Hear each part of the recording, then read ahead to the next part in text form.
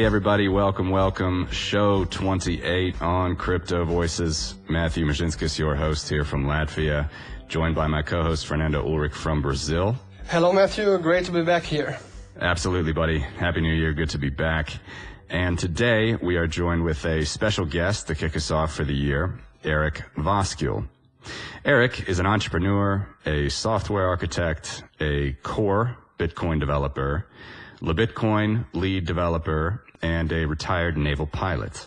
I met Eric at the HODL conference in Riga, and we had a variety of interesting discussions. He was on a few panels that I moderated, one we just aired last week, and we had a variety of great discussions on and off camera, so to speak. So I thought he would be a great first guest to have on for the year. So Eric, Happy New Year and welcome to Crypto Voices. Happy New Year, Matt. Fernando. So let's start a bit broad here. If you could just tell us and tell our listeners how you got into Bitcoin development, how you found Bitcoin, a bit about your background, and a bit about LaBitcoin as well, if you can. Sure thing. Short version or the long version? Let's go with the medium version. Yeah, it's been a long and torturous course to find my way to Bitcoin. So yeah, the medium version. So as you mentioned, I was in the Navy. I was a pilot. I was doing that through the 90s. I had a computer science degree, but did a co-op at IBM and decided that really wasn't for me. I joined the Navy. Did that for about 10 years. Didn't actually retire, but I left to do a startup, and this is late 90s.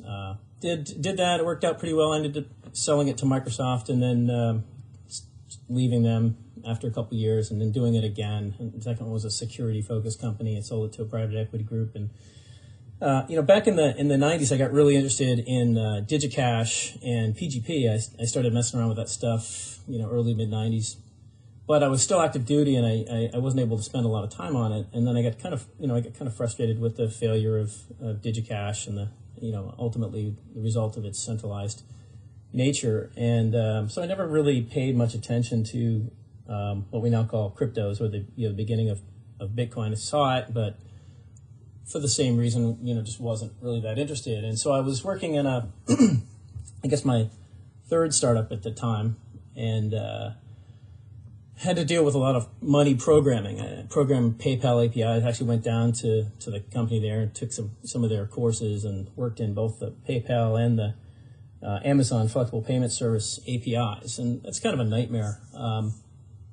So I learned a lot about, what